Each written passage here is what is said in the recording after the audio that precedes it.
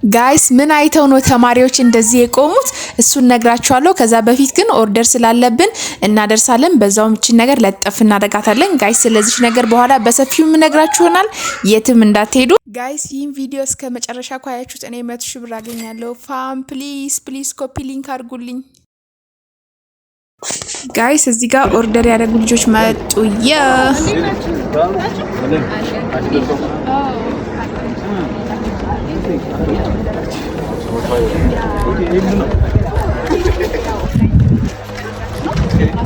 እዚህ ጋር እንደምታዩት ኦርደራቸውን ተቀብለዋልና ስለ ኢቨንቱ እየጠየቁኝ ነው።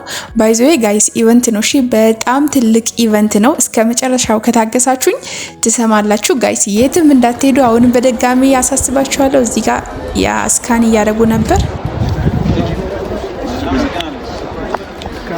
ጋይስ። እዚህ ጋር እንደምታዩት እንግዲህ ከነሱ በኋላ በጣም ብዙ ተማሪዎች መጥተው እየጠየቁኝ ነው እና ስለ ኢቨንቱ እያብራራሁላቸውና በነፃ እንዲመዘገቡ እየነገርኳቸው ነበር ጋይስ። አም ሶ ኤክሳይትድ እና ፋም በዚህ ልክ መስዋዕትነት ከፍዬ እኔ 100 ሺህ ብር መውሰድ አለብኛ። ታዲያ ኮፒ ሊንክ አድርጉልኛ።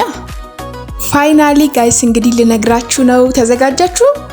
እዚህ ጋር ባይ ዘ ዌይ አንድ ለኢቨንቱ የተመዘገበ ሰው አግኝቼ ነውና በጣም ደስ ብሎኝ ነው እሺ የሳኩት። እና ጋይስ ኤቭሪዋን እዚህ ጋር ስካን እያደረገው ነበር ጋይስ። ሶ ፋይናሊ ኢቨንቱ ምን እንደሆነ ልነግራችሁ ነው። 1 2 3 ወደ ኢቨንቱ። ሄይ ጋይስ እንዴት ናችሁ? ሰሞኑን ጥር 18 እና 19 20 ዮናስ ሞ ያዘጋጀው ትልቅ ኢቨንት አለ። ኢቨንቱ ገንዘብ በ20 ቻሌንጅ ይሰኛል። ይሄ እንደምታዩት የኢቨንቱ የቴሌግራም ቻናል ነው። ሶ ጋይስ እዚህ ጋር በመግባት ለኢቨንቱ በነፃ መመዝገብ ትችላላችሁ። አለበለዚያ ባዮ ላይ በሚገኘው ሊንክ በነፃ መመዝገብ ትችላላችሁ። ኢቨንቱ በዋናነት የሚያተኩረው ገንዘብ እንዴት በ20ዎቹ መስራት እንዳለብን በዲጂታል መንገድ ማለት ነው ጋይስ። ይሄ ዝም ብሎ ሳይሆን ዮናስ ሞ ከራሱ ከ4 ዓመት ኤክስፒሪየንስ ተነስቶ እያንዳንዷን ነገር ብሬክዳውን እያደረገ ነው የሚያስተምረው ጋይስ። አም ሶ ኤክሳይትድ። ማናችሁም እንዳትቀሩ። ሰኞ ከምሽቱ 2 ሰዓት ላይ ጥር 18 እንገናኝ። ሲዩ